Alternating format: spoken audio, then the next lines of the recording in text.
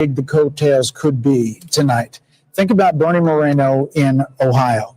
Was thought dead in the water against Sherrod Brown. He wins.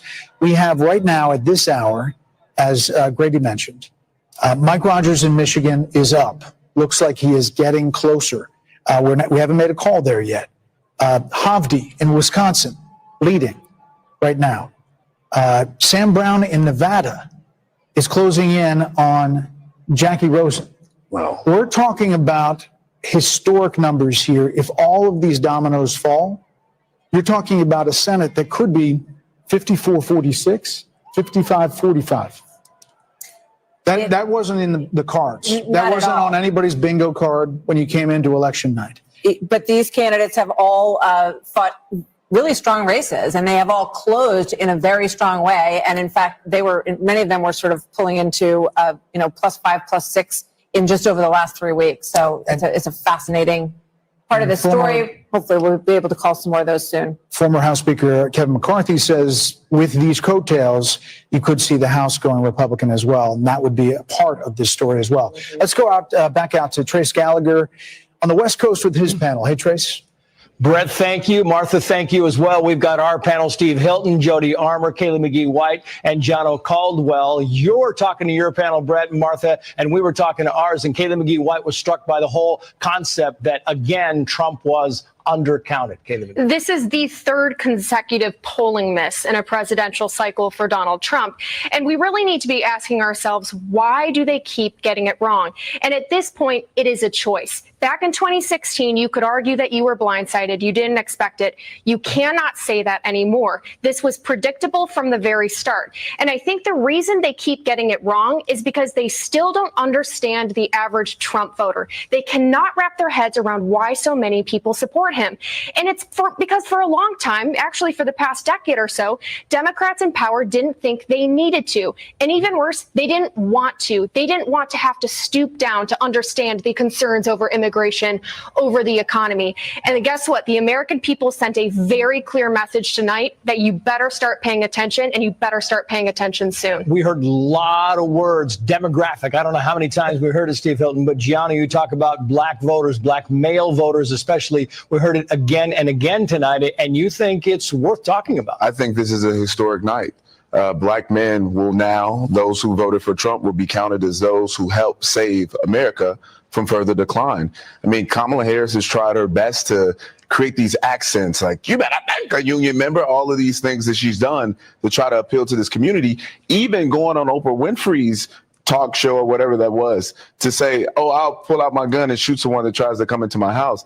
I mean, this has become nonsensical to the point that I don't know if we're looking at Medea runs for president or not. I mean, this is outstanding what has happened from the black male perspective, and I hope the Republican Party takes note. Yeah, and you talk about young males and younger voters, Jody Armour. You're a law professor at the University of Southern California.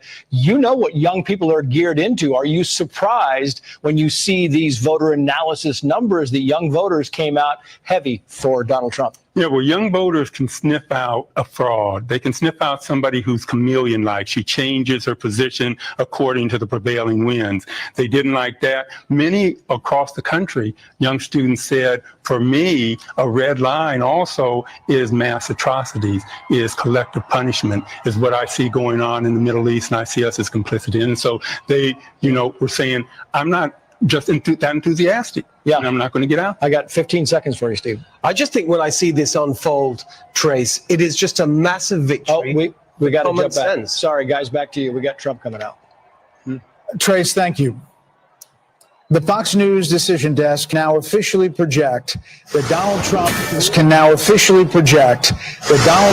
will become the 47th president of the United States. The former president's comeback will be complete with a win in Wisconsin, a state that he narrowly lost 4 years ago. He is now the second president in U.S. history to win non-consecutive terms. The first was Grover Cleveland in the late 1800s. Senator J.D. Vance will become the 50th vice president of the United States. Voters expressed deep frustration with the Biden administration, and former President Trump and the future President Trump overperformed in urban areas particularly with men, proving that the strategy that they doubled and tripled down on over the course of the last few months absolutely succeeded and brought him back to the White House. 47th president of the United States, former President Trump now defeats Vice President Kamala Harris, who entered this race just over 100 days ago. And for Democrats, they were projecting the possibility of running the table with battleground states. David Plouffe with the Democratic campaign of the Harris campaign suggested that just yesterday. Now it is possible that Donald Trump runs the table with these states and builds on a big landslide electoral win. We don't know where the popular vote is going to finish out, but we do know that he will be going back to the White House, and with him, Brit Hume, will be a lot of changes because he will have been there once and will know what he wants to do. You know, he often accounts for the fact that he had so much turnover in his first term, in his term as president, by the fact that he really know Washington, and he was new to this realm that he had come to win the presidency in, and he promises us that now he knows whom he wants to hire. Now he knows the kind of people he wants to have around him. A lot of people are saying that means a lot of very experienced people around Washington will be ruled out, and maybe they will. But it's going to be very interesting to see the kind of people he reaches out to and reaches out for in the days and weeks ahead as he builds his administration. We're joined by Kayla McEnany, Trey Gowdy, and Katie Pavlich. Kayla, you've been a part of the last administration. You've seen you can see the joy on all these people's faces. Think about the angst and the, all that this campaign has been through. And now there's the prospect of creating what you want to create in a second administration. Your thoughts, 30,000 feet of this win. Indictments, 2 assassination attempts, an unlikely come-from-behind victory, and history is made tonight. This is a huge moment, particularly because this is a tectonic shift of the Republican Party. If all of this exit polling is true, you now have Black voters, Latino voters, young voters coming in a way that we haven't seen the party bring in a very long time, and that's due to former President, now soon to be current President Trump. And I just want to say this as we wait for him to come out. I remember having a conversation with Ivanka Trump in 2016 about his remarks. And before he went out to give those remarks, he had speech A and speech B.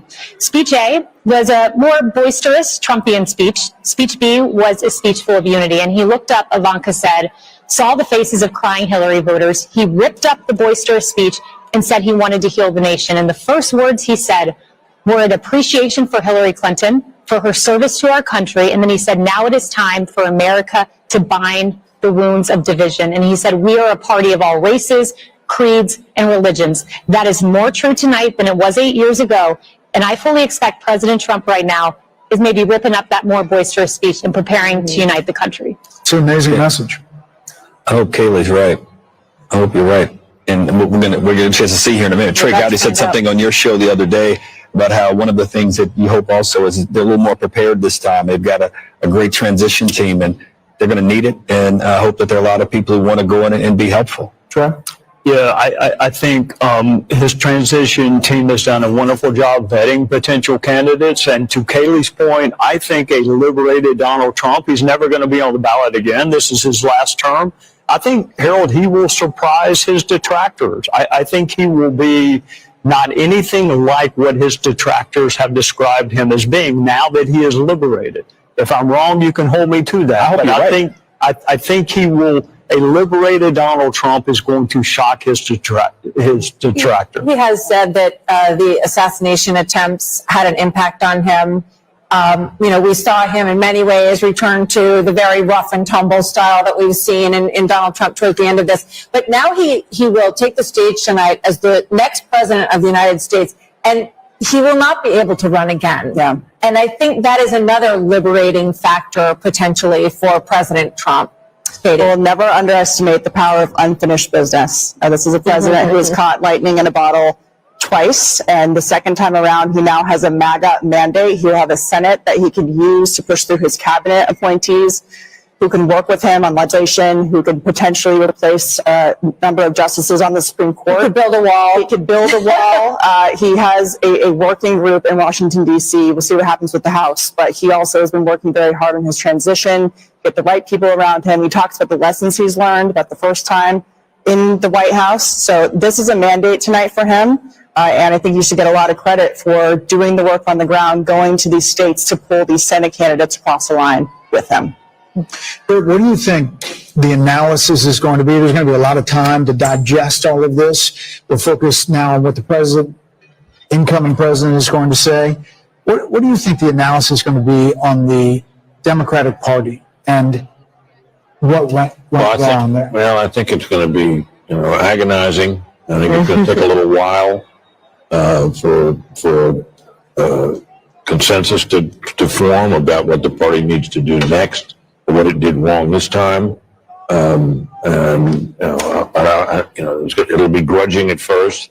One can certainly imagine that, if the party were smart and shrewd political voices were heeded, that there'd be some major changes in their agenda and their approach in this. And you think of the issue sets that they tried to run on against this man that failed. They need to reconsider all of that. And I think it'll take a while. Now, our colleague and friend Mark Halperin, who's been very astute this particular cycle, he thinks there's going to be blood in the streets and people are going to be hysterical. I hope not, but it could happen. Ben?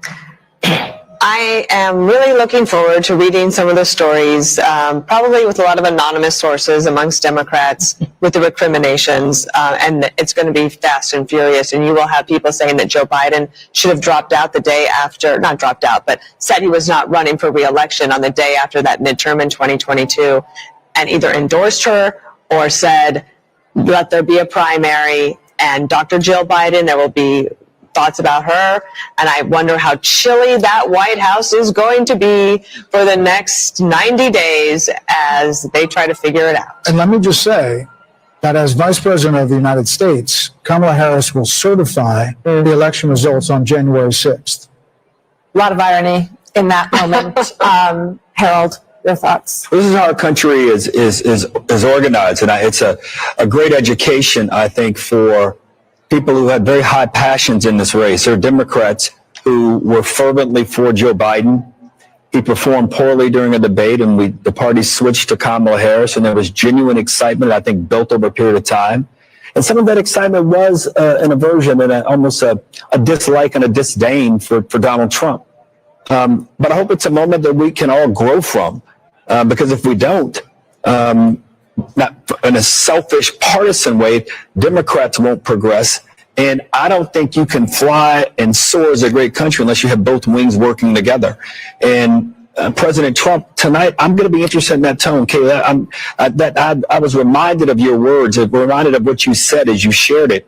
I remembered that story. And I hope and pray for the country tonight that President Trump, who has every right to be joyful, every right to celebrate, will give a speech with that tone tonight that in many ways could help him do all the things that he campaigned on in this campaign. What does this mean for the never Trumpers, the Republicans, and the Lincoln Project people, and Bill Kristol, and people like that who seem to abandon everything they ever previously believed in order to oppose Donald Trump?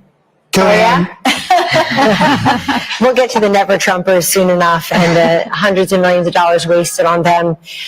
Look, Donald Trump won this on policy and personality. I don't want to be remiss here. He is talking about energy independence, manufacturing, an economy where everybody is working, no new foreign wars, getting out of the entanglements we currently have, respecting and resourcing law enforcement, border patrol, military. And by the way, friends, we don't get those policies without that personality. What did we hear during the Republican primaries? I want Donald Trump's policies without his personalities. Good luck with that. You don't get this strength and this resolve and this toughness. You don't get those policies without that. But I want to say this. It's on this phone that Huma Abedin placed the call 2:30 a.m. on November 9th, 2016. And on the other line was Secretary Clinton to concede the race to Donald Trump on my phone. I handed it to him, and I said to Vice President-elect Mike Pence, make sure Hillary actually concedes. She did. And President Trump was gracious to them, too. Yep. They came to the luncheon at the Capitol after the inauguration. The Obamas and the Clintons were there. I was there to see it myself. And then something just changed. The Washington Post said, let's impeach him at noon, 2 minutes after he's inaugurated. Melania wrote about this in her book. So, Harold, I hear you. I hope everybody can unify. But I got to tell you, my friend, I think it starts with your party and not mine. Fair enough. They had this guy in a courtroom. He's not an indoor cat. I get it. They had him in a courtroom. They have him impeached. They have him. And whether people think that was justified or not, now is a good time to respect the will of the people. Forget about us, the will of the people. I agree with you. I'm just saying be a gracious winner and let's move the country forward. I agree. And I know you will. That was my only point. I heard a gracious winner today when I talked to him. I really did. He's known for a while. I wrote a piece on FoxNews.com October 11th saying he's going to have a narrow landslide.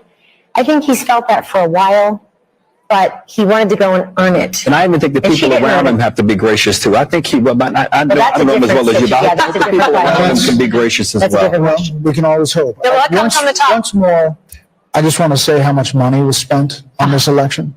$15.9 billion worth of bill. Wow. If you spend $1,000 a day for 2,740 years, that would be $1 billion. It was 16 times that.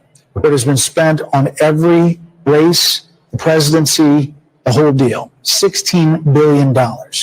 And here we are. What is that, a check you can write to for every American? What did you say? $50. It's about $40. Every presidential race has a medium. You know, you go back to television, cable. Yeah. This was in some ways a podcast experience of a campaign. And those are free to go on podcasts.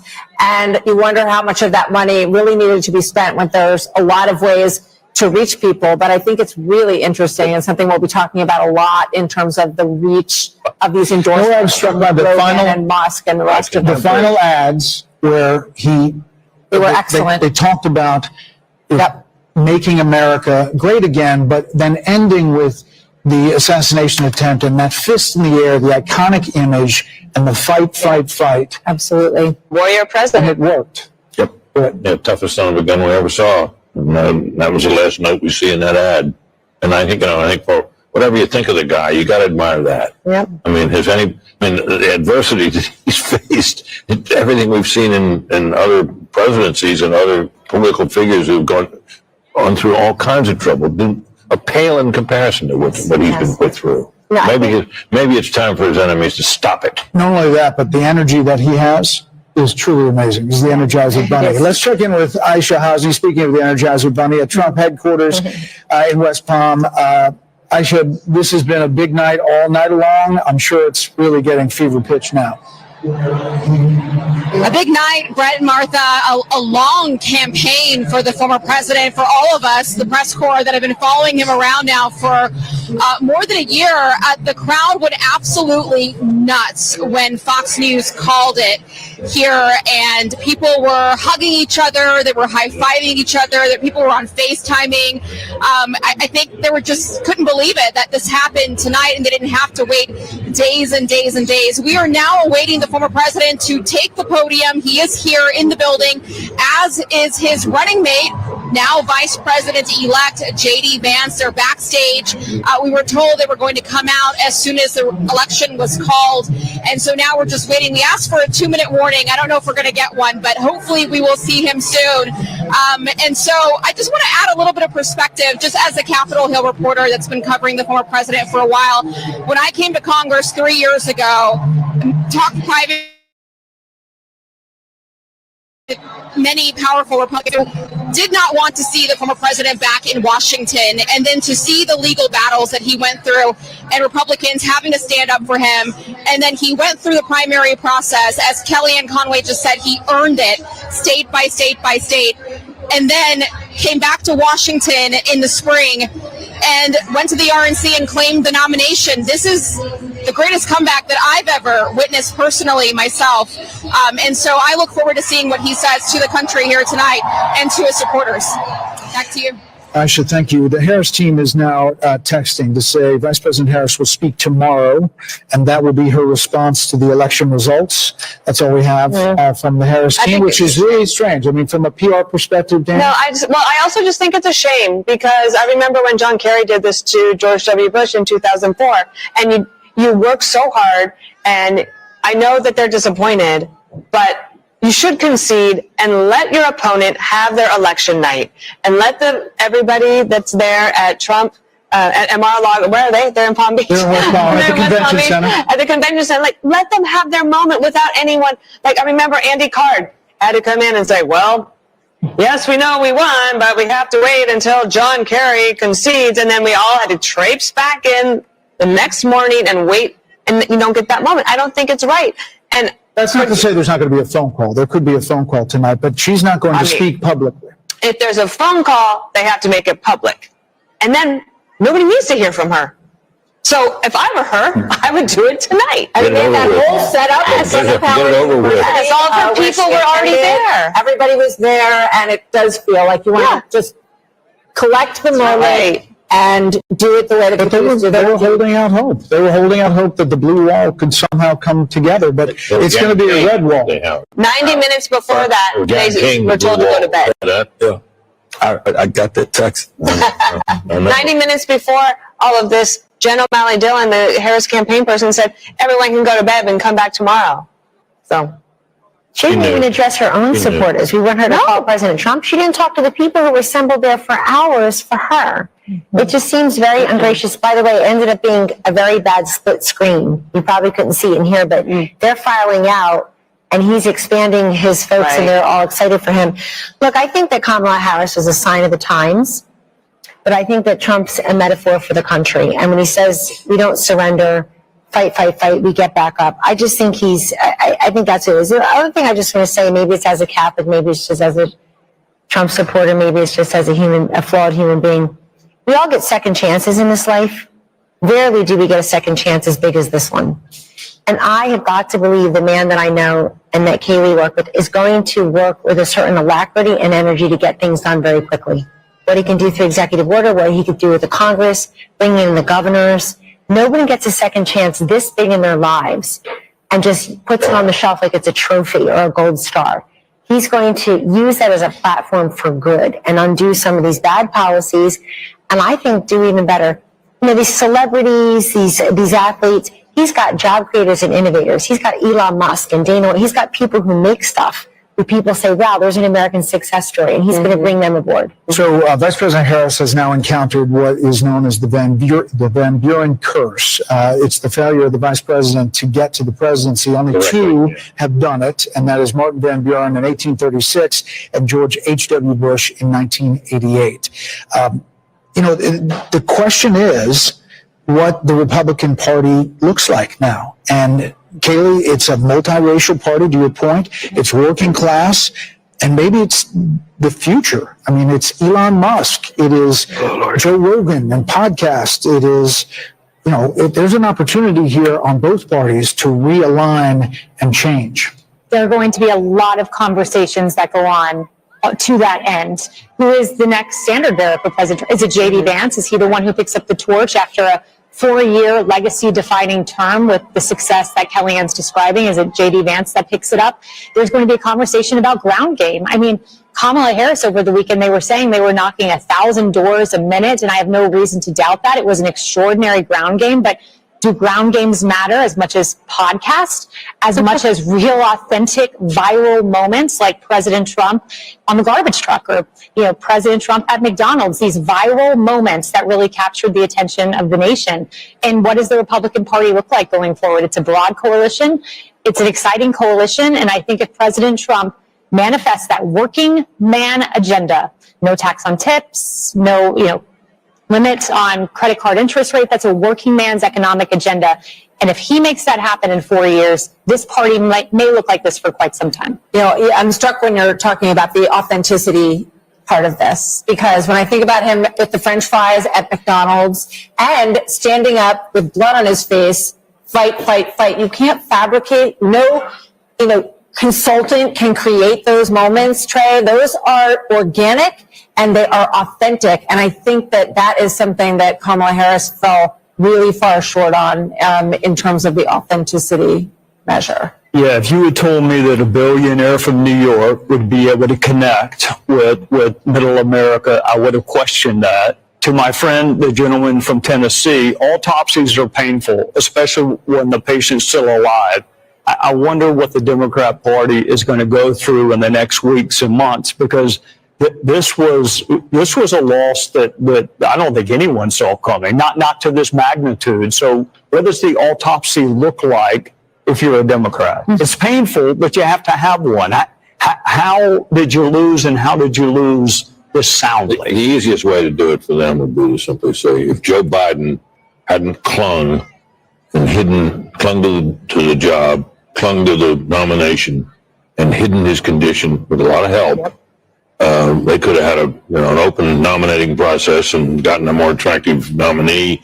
But I don't know that who would have been freer to walk away from Biden policies and would have had a better shot. I mean, I think that's the easiest, simplest solution, which I'm not sure that's where they'll go, but that makes sense. I don't think you can pass over an African-American female, which is a very loyal constituency for the Democrat Party. I don't see how they could have passed over. But if he'd left the office and she'd run, she would have been put through a different process and would have had competition, and the whole thing would have been different. Against her. You know? But I mean, but Harold, you have a Democratic Party that's pretty old. I mean, you have Nancy Pelosi and Chuck Schumer and Joe Biden. You know, you got Andy Beshear, you got Josh Shapiro. But that's a different kind of Democrat, and that is not the progressive Democrat that wins in a primary. So is it going to be a change in your party? Well, we nominated Bill Clinton and Barack Obama, who were not from the old party. So I think we'll do that. Look, tonight, what happened this evening and what's happened over the last year has been described. There were those on this panel who didn't believe that this resurrection could have occurred. So if this can happen, things are possible in politics if you're willing to change and willing to have courage and determination. And whatever Democrats or anybody wants to say about this guy who's been elected our president, he personifies that courage and determination and persistence. So I think Trey, you were asking a serious question, and Brick gave a very serious answer. I think that's going to be part of the answer. And we've got to look long and hard about whether or not the way we campaign sometimes with identity politics at the end, is that the right way to do it? But before you get there, you got to get a purpose and a message. And we'll get there. And we've got a long history of figuring these things out as a nation, as a party. And we'll figure it out this time. So the carnage speech got a lot of attention at the inauguration. Do we think that? Oh yeah. This speech. I was going to say that. We're actually told that the teleprompters have been removed from the stage, so we could be in for a long haul here. We don't know. But what do you think? You know, he's coming. But there may not be. I say he goes off the teleprompter anyway. But he, the other night at the Al Smith dinner, he was upset that there were teleprompters. Because he doesn't want to use them. So. Right. So, Dana, what does this speech look like? This one right now? Yeah. I think look, I don't know. He's one of the most unpredictable people too. So I think that's why we're all here, and I'm wide awake, and I've been awake for almost 24 hours now. And I am curious to see. I think I wasn't just thinking about this speech. I'm thinking about the inauguration speech, which would be 8 years since Carnage speech. He has a wide range of the types of speeches that he can give. If you think even within a speech, there's range. If you think about the RNC convention, it started off with like, oh, wow, yeah. And then after a while, it was like, wow, he's still talking. And it was like so long, and it kind of got off script, and people thought, oh, he kind of lost opportunity.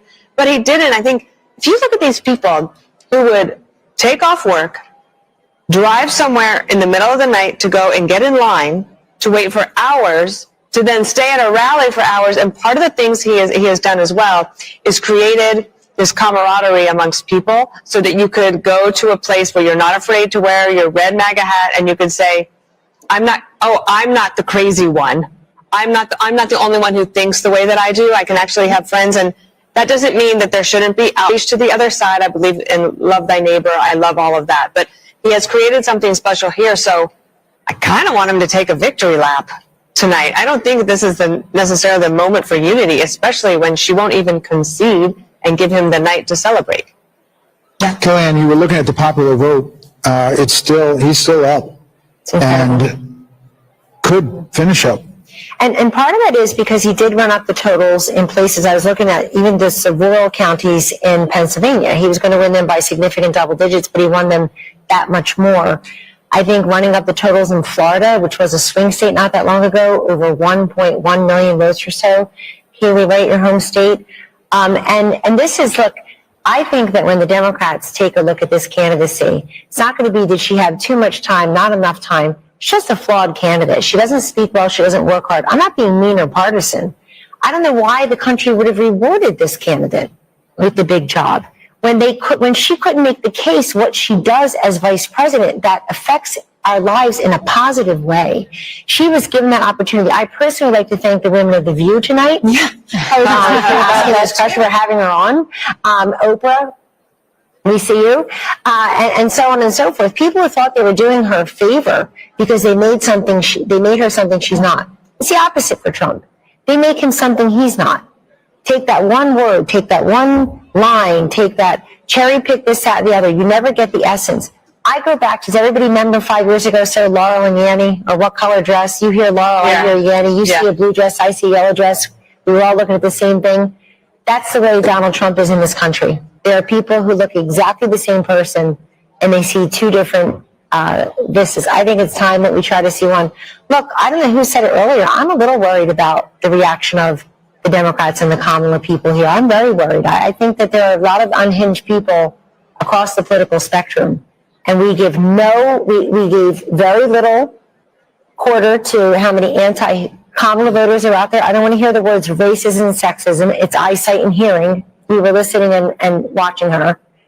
And I'm very worried that we've not talked a lot about how violent people may be and angry because she lost. I'm afraid of that.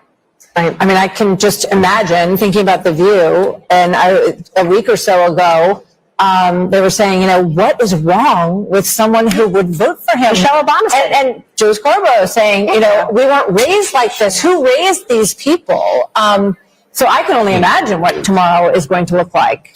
Yeah. I will say when we talk about The View, what comes to mind is we mentioned the carnage speech that President Trump gave at his inauguration. And my mind automatically went to the unity speech that Biden gave. And he mentioned unity a half dozen times. But when you think about what we got over 4 years, there was the garbage comment that didn't come in isolation.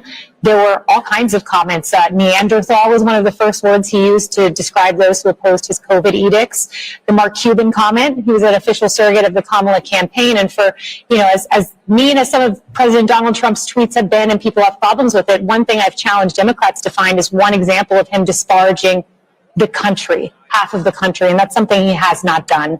And so I expect you'll hear a unifying tone, and I expect you're going to see a very successful presidency and one untethered maybe from some of the things that were holding him back. What comes to mind is an Oval Office meeting that we had where Dr. Fauci was urging him not to open the country. And I watched President Trump fight vociferously, saying people are losing their jobs. We must open the country. He wanted to do it sooner than he did. I think a Donald Trump who goes with his instincts is going to be a Trump that ultimately leads a very successful country in second term. Martha, Joe Biden mentioned the word unity more in his inaugural address than any president, I think, except one. If he's serious about that, he'll pardon Donald Trump. He'll also pardon his son. And then he'll put pressure on Georgia and New York to end this lawfare. If there is any silver lining tonight, it is that lawfare actually helps the person that you are trying to go after. We need a justice system. The lady needs to wear a blindfold for a reason. We got to stop this prosecution of our political enemies. I mean, literally, his polls went up. The Attorney General. Absolutely. Mm-hmm. We need a really solid Attorney General. John Ratcliffe. You can do it. Sorry, John. I apologize. Sorry. There will Mike be Johnson. a lot of talk about cabinet members, Treasury Secretary, Secretary of State, Secretary of Defense. You've got Tom Cotton, Mike Pompeo. You have. Well, you also have a Republican bench. And sometimes, like you were saying, that the Democratic Party is quite old right now. There's not a great bench, although there are some, and especially, but when you take governors out of states, then you leave a hole, and then you have to build up that bench back up. But the Republican bench is pretty strong right now. There you see Doug Burgum and Vivek Ramaswamy, Steve Wynn, his lovely wife Andrea. So people are there waiting for the former president. Britt would like to know where he is. He's watching us. Can we say tonight, though, Harold, that the melting pot still works? that Hispanics, Black Americans, working class Americans, standing up, asking what their government is going to do, asking their government to see them and their concerns, that it works, that this is American democracy in our republic working. The process works. I think as we get a final account of the numbers and the coalition that President Trump won with this time, I think it'll be one that will be for the history books. President Bush, I think, got 40+% of the Hispanic vote. George Bush, W. Bush, and it looks like President, at least the preliminary numbers suggest that. But as much as we talk about the unconventional aspect of this was conventional also. People believed him. He resonated with voters. He resonated with communities, rural communities, urban communities, suburban communities across the country. And I congratulate him tonight. I didn't want him to win, but I congratulate him on his victory and wish him the best for my country. And I can only hope that the concerns that are articulated by my dear friend Kellyanne, that they're not realized. I hope that my party and my friends, and for that matter, Republicans alike, that we're all able, once we get past the moment here, the 24 hours of excitement and joy and celebration, to understand that what we're really celebrating is the greatest experiment to have ever come to existence. It will celebrate 250 years of its own existence in 2026. So those are my thoughts, Brett. I'm struck by the issue that of abortion, because it was talked about so much, and it was presented as if, you're a woman and you are not going to support her, then you hate all women. They said that husbands, were hateful towards their wives and the women in their lives if they didn't support this candidate. And I think it just goes to show that kind of, manipulating, it doesn't win. And narrow casting us based on our gender. I think Kamala Harris was talking to us from the waist down, and I think Donald Trump was talking to us from the waist up as well. That's where my eyes, my ears, my heart, my brain, and my big mouth are. So, you got to talk to the woman in full. It's as if she doesn't know anything about the economy, or she doesn't care about what's going on in Ukraine or Israel or with Iran, or can't do the math on her grocery bill. It's an insult. Of course people care, but we care about many things. Just as we are not monolithic in life, we're not monolithic thinkers politically. But Martha, something else happened. They put these ballot initiatives on to try to gin up turnout for the Democrat. And they did that, and it kind of backfired. Look at this popular vote. And it backfired. The other thing is, if you've got 10 abortion ballot initiatives, you can vote your conscience on abortion, and you can vote separately or similarly for president. The presidential race was not a proxy for your position on abortion. By the way, somebody sent me the statistics. Over $500 million spent on ads about abortion. $500 million in this country out of the $16 billion Brett is talking about. $37 million for pro-lifers. The rest was the pro-choicers. It's just insane amount of money. So we've spent a lot of time talking about markets tonight and with the betting markets. Trey, at this point, it's at about 66% that Republicans hold on to the House as they're ticking down the possibilities, and they look at these coattails with not only the popular vote, but what could be and is shaping up to be an electoral college landslide. Should he control the White House, the Senate, and the House, like he did at the beginning of 2016, the possibilities open to a lot of things. Yeah, I was there in 2016, and we had everything but an agenda. That mistake will not be made this time. He will deal with the border. He will deal with tax is coming up. There is a plan being formulated by Mike Johnson right now, and John Thune or John Cornyn or whoever becomes the majority leader. The mistakes of 2016, I think we were surprised that he won. I'm not saying he was surprised, but others were surprised. The other thing I would remind you, Brett, when he won in 2016, do you recall what he said about Hillary Clinton? She's been through enough. There was a lot of pressure to prosecute her. He said she's been through enough. I wish my Democrat friends would say the same thing about him and say enough is enough. Drop the cases in New York and Georgia. Biden shouldn't wait on Donald Trump to end these federal cases. They should be ended by Joe Biden. If you really want unity, then quit using lawfare to divide the country. Quit using the justice system to try to win political races. We are still following these Senate races, and as we wait for the former president, By the way, there's Nigel Farage there talking in the crowd there. But this is remarkable in that some of these races were not even suspected to be close, expected to be close. Mike Rogers, he was a long shot at one point against Alyssa Slotkin. Good candidate. In Michigan, good candidate. Strong candidate. Former chairman of the House Intelligence Committee. Right.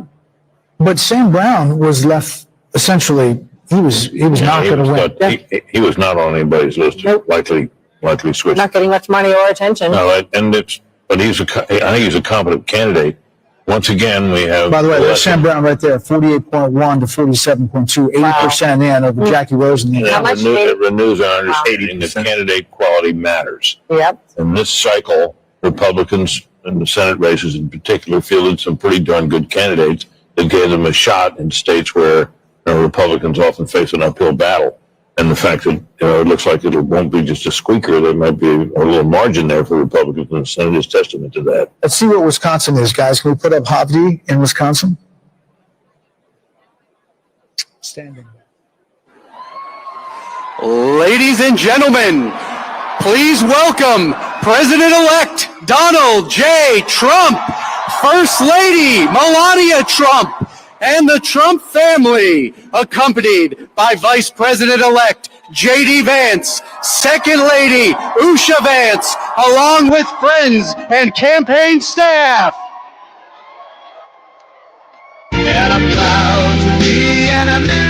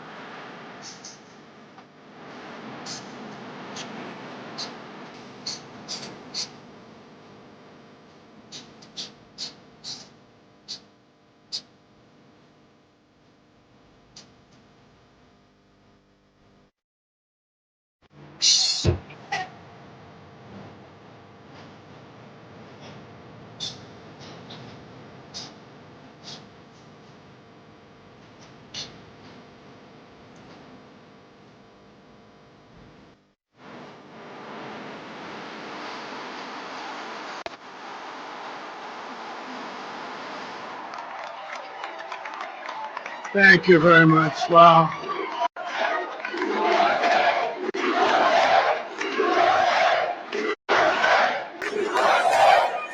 These are our friends. We have thousands of friends on this incredible movement. This was a movement like nobody's ever seen before. And frankly, this was, I believe, the greatest political movement of all time. There's never been anything like this in this country and maybe beyond. And now it's going to reach a new level of importance because we're going to help our country heal. We're going to help our country heal. We have a country that needs help, and it needs help very badly. We're going to fix our borders. We're going to fix everything about our country. And We made history for a reason tonight, and the reason is going to be just that. We overcame obstacles that nobody thought possible, and it is now clear that we've achieved them. It is now clear that we've achieved the most incredible political thing. Look what happened. Is this crazy?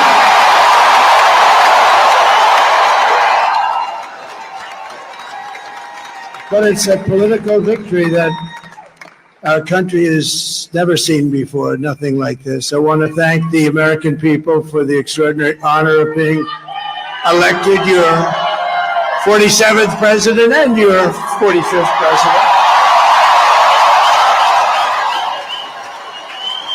And every citizen, I will fight for you, for your family, and your future.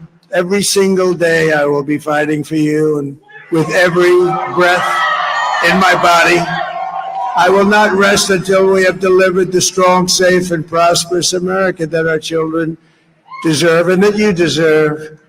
This will truly be the golden age of America. That's what we have to have.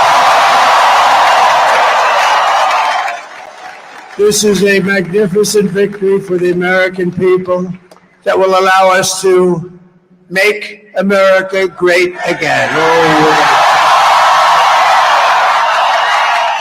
And in addition to having won the battleground states of North Carolina, I love these places, Georgia, Pennsylvania, and Wisconsin,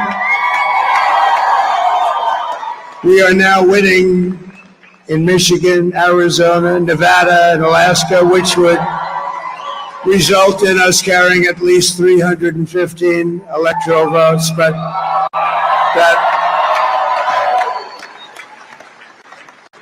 it's much easier doing what the networks did or whoever called it, because there was no other path. There was no other path to victory. We also have won the popular vote. That was great. Very proud of that.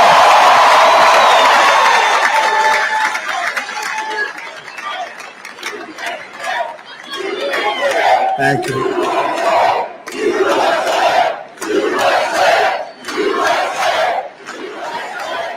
Thank you very much.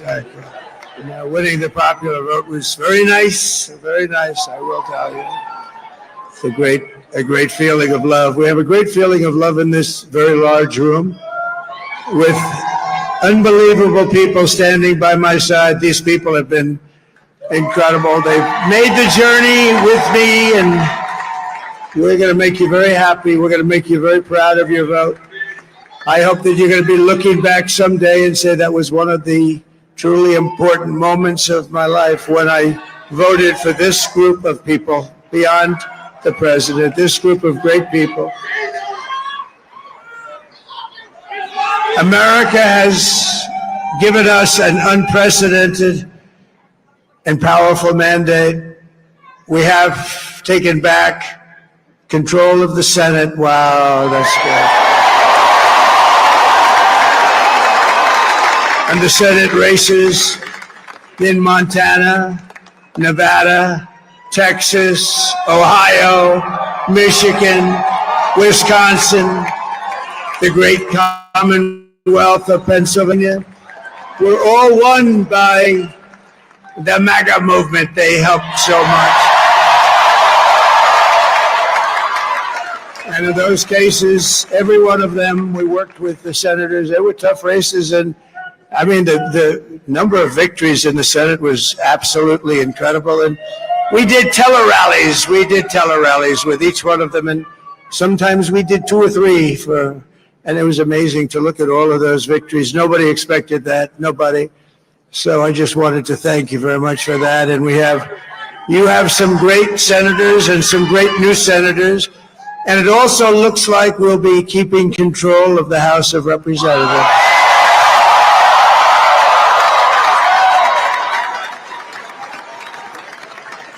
And I want to thank Mike Johnson. I think he's doing a terrific job. I want to also thank my beautiful wife, Melania, First Lady.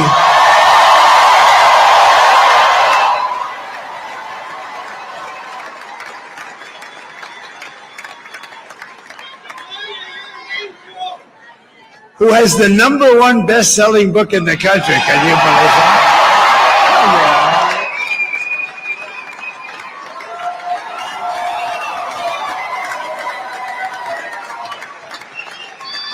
Oh, no, she's done a great job. Works very hard to help people. So I just want to thank her. But I want to thank my whole family, my amazing children, and they are amazing children. Now, we all think our children are amazing. Everybody here thinks their children are amazing, but that's a good thing when you think they are. But Don, Eric, Ivanka, Tiffany, Barron, Laura, Jared, Kimberly, Michael, thank you all. What a help. What a great.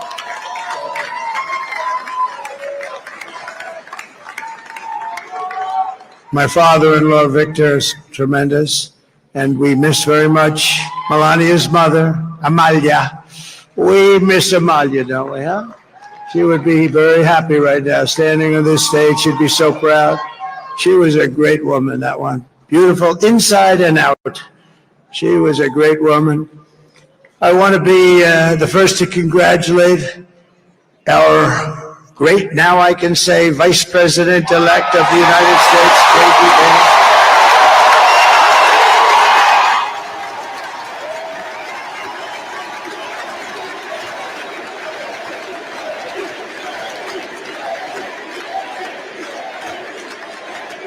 And his absolutely remarkable and beautiful wife, Usha Vance. And he's a feisty guy, isn't he? You know, I've said, go into the enemy camp.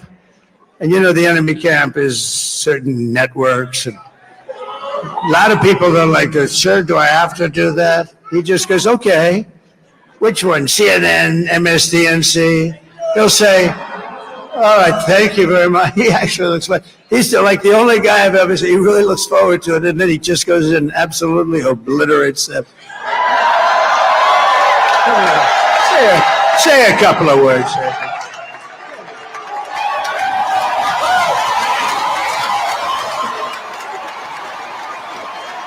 Wow.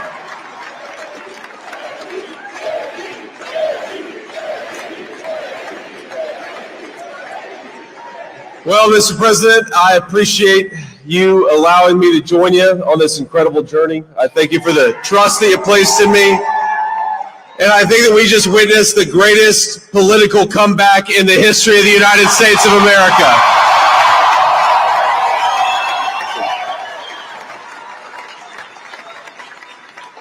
And under President Trump's leadership, we're never going to stop fighting for you, for your dreams, for the future of your children. And after the greatest political comeback in American history, we're going to lead the greatest economic comeback in American history under Donald Trump's leadership.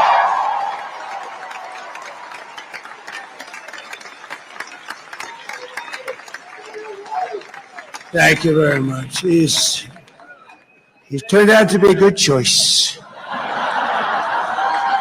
I took a little heat at the beginning, but he was, I knew the brain was a good one, about as good as it gets. And we love the family, and we're going to have a great 4 years, and we're going to turn our country around, make it something very special. It lost that little thing called special. We have to make it so. We're going to make this so great. It's the greatest country and potentially the greatest country in the world by far. And right now we're going to just work very hard to get all of that back. We're going to make it the best it's ever been. We can do that. If we had to wait longer, I don't know. It was going bad, and it was going bad fast. We're going to have to seal up those borders, and we're going to have to let people come into our country. We want people to come back in, but we have to let them come back in, but they have to come in legally. They have to come in legally. Let me also express my tremendous appreciation for Susie and Chris, the job you did. Susie, come here. Come here, Susie. Chris, come here, Chris. Susie likes to stay sort of in the back, let me tell you. The Ice Maiden, we call her the Ice Maiden. Come here, Susie. Chris, come here, Chris. Susie likes to stay in the background. She's not in the background. Come here, say something. This was unexpected, but I just want to thank, obviously, President Trump for this journey. It was a great one, and he's a hell of a candidate. He's going to be a hell of a great 47th president. And this team that we had, the best team, and, of course, even my boss, Susie Wiles, the best. Thank you. Thank you, and thank you, Susie. Look at this. She's shot. I've never seen her be shot before. Susie. They're great. Everybody up here is great. Everybody up here is very special. But the Trump, who did you say? Oh, let me tell you, we have a new star. A star is born, Elon. Now he is. Now he's an amazing guy. We were sitting together tonight. You know, he spent 2 weeks in Philadelphia and different parts of Pennsylvania campaigning. You know, he sent the rocket up 2 weeks ago, and I saw that rocket, and I saw it coming down. I saw it. It was, when it left, it was beautiful, shiny white. When it came down, it didn't look so pretty. It was going 10,000 miles an hour, and it was burning like hell. I said, what happened to your paint job? He said, we've never made a paint that could withstand that kind of heat. And but I saw it come down and turn around. And it was, you know, it's like 22 stories tall, by the way. It looks a little smaller than that, but it's big. And it came down, and you saw that fire burning. And I'm saying, only Elon can do this. It must be an Elon. And I told the story. I told it last night. I had a man on the phone. I had the screen muted, no sound. I was talking to a very important man, happens to be here. And that very important guy, one of the most important people in, I would say, the country, actually. But, you know, I was president, and now it looks like I was going to be maybe president again, so I figured I could ask him to hold. So I asked him to hold. And especially because you're going to be president again, they hold. So I took the phone down, and I'm looking at the screen. I'm seeing this crazy thing that's going around and coming down. That looks like it's going to crash into the gantry. And I said, oh, no. And I said, do me a favor, do you mind holding for a couple of minutes? I want to see this. I thought it was a space-age movie or something. I put the phone down, but I didn't pick it up for 45 minutes, and he was holding. But this spaceship came down, and I saw those engines firing, and it looked like it was over. It was going to smash, and then I saw the fire pour out from the left side, and I put it straight, and it came down so gently, and then it wrapped those arms around it, and it held it, and just like you hold your baby at night, your little baby. And it was a beautiful thing to see, and I called Elon. I said, Elon, was that you? He said, yes, it was. I said, who else can do that? Can Russia do it? No. Can China do it? No. Can the United States do it other than you? No, nobody can do that. I said, that's why I love you, Elon. That's great. And you know, when we had the tragic Hurricane Helene, and it hit North Carolina, they were really devastated. The water, this was a big water, as big as we've ever seen, water hurricane. It built lakes out of nothing. Fields became lakes, and the danger was unbelievable. And the people from North Carolina came to me and they said, would it be possible, at all possible, for you to speak to Elon Musk? We need Starlink. I said, what's Starlink? It's a form of communication. So I called Elon, and I'll tell you what he had, and it was very dangerous. People would die. They had no communication. All the wires were down. I called Elon Musk. I said, Elon, you have something called Starlink. Is that right? Yes, I do. What the hell is it? He said, it's a communication system that's very good. I said, Elon, they need it really, really badly in North Carolina. Can you get it? He had that there so fast. It was incredible. So, and it was great. It saved a lot of lives. He saved a lot of lives. But he's a character. He's a special guy. He's a super genius. We have to protect our geniuses. We don't have that many of them. We have to protect our super geniuses. I want to thank some of the guys. You know, we have up here today the U.S. Open champion. He's fantastic golfer. He's slightly longer than me. It's a little bit longer than me. Just a little bit. Bryson DeChambeau is up here someplace. What happened to Bryson? Where is he? Bryson. Oh, he was shot. He's hitting balls. Oh, he's on the way. He's hitting balls. Bryson. Oh, look at him.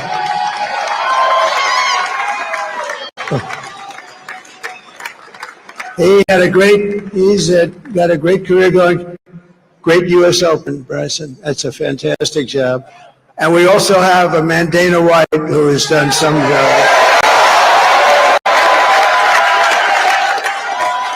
He's a tough guy.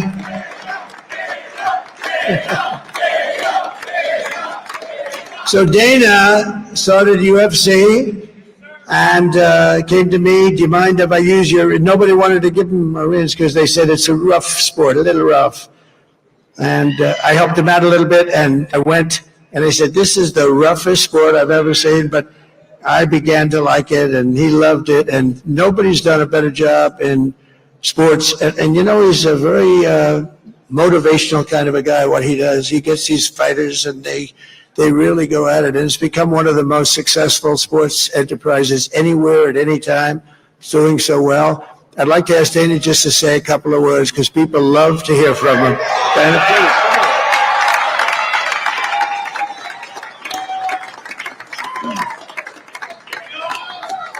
please. Nobody deserves this more than him, and nobody deserves this more than his family does.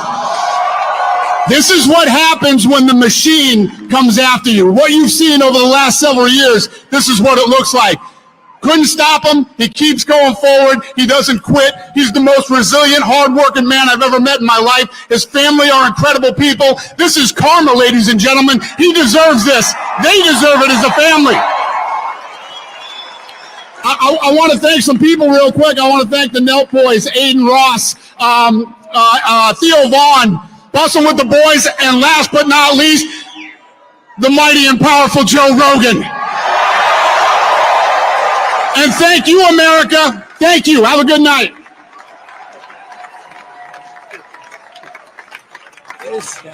That is a piece of work. Now he's really an amazing guy. But most of all, I want to thank the millions of hardworking Americans across the nation who have always been the heart and soul of this really great movement.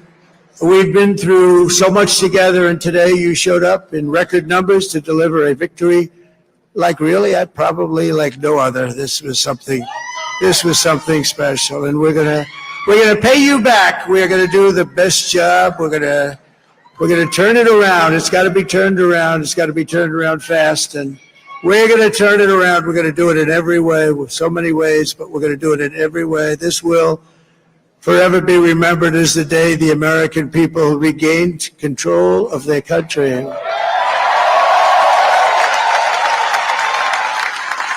So I just want to say that on behalf of this great group of people, these are hardworking people. These are fantastic people, and we can add a few names like Robert F. Kennedy Jr. He came in, and he's going to help make America healthy again.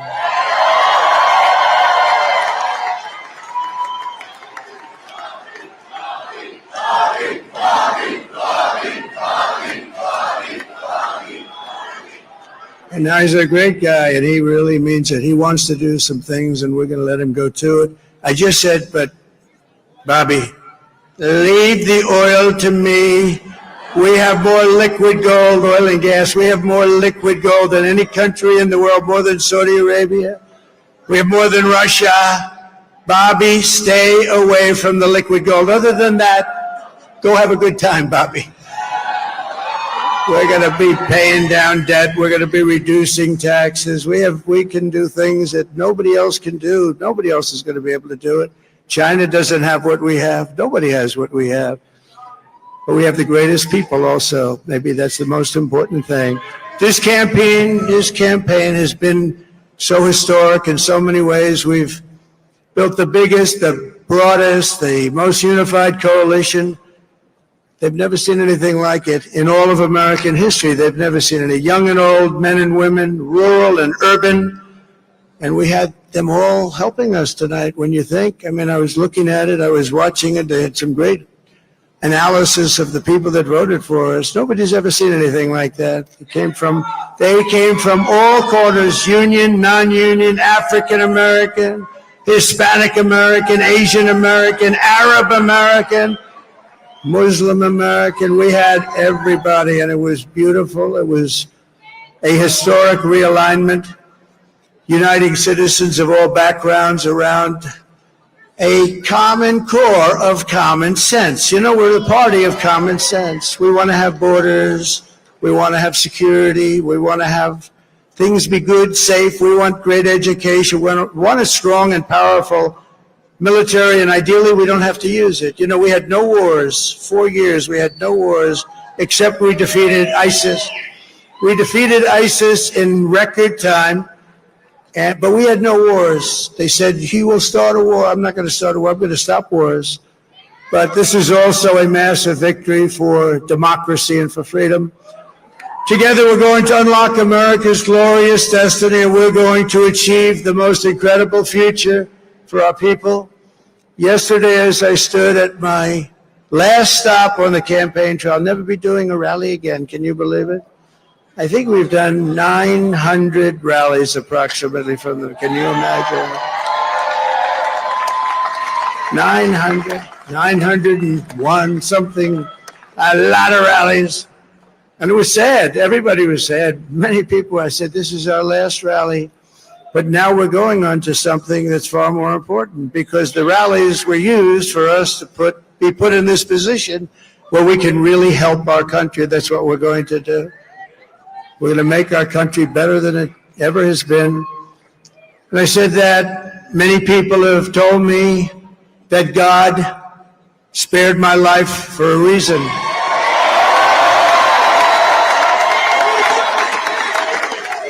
And that reason was to save our country and to restore America to greatness. And now we are going to fulfill that mission together. We're going to fulfill that mission.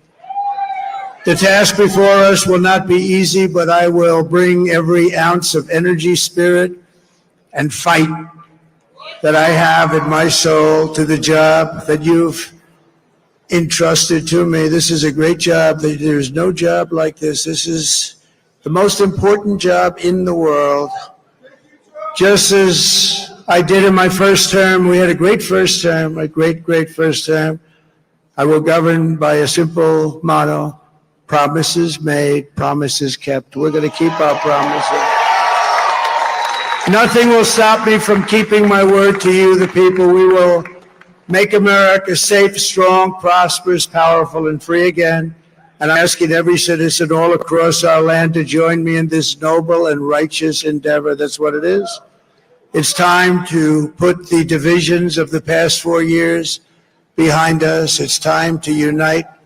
And we're going to try. We have to try. And it's going to happen. Success will bring us together. I've seen that. I saw that in the first term when we became more and more successful. People started coming together. Success is going to bring us together, and we are going to start by all putting America first. We have to put our country first for at least a period of time. We have to fix it, because together we can truly make America great again for all Americans. So I want to just tell you what a great honor this is. I want to thank you. I will not let you down. America's future will be bigger, better, bolder, richer, safer, and stronger than it has ever been before. God bless you, and God bless America. Thank you very much. Thank you very much.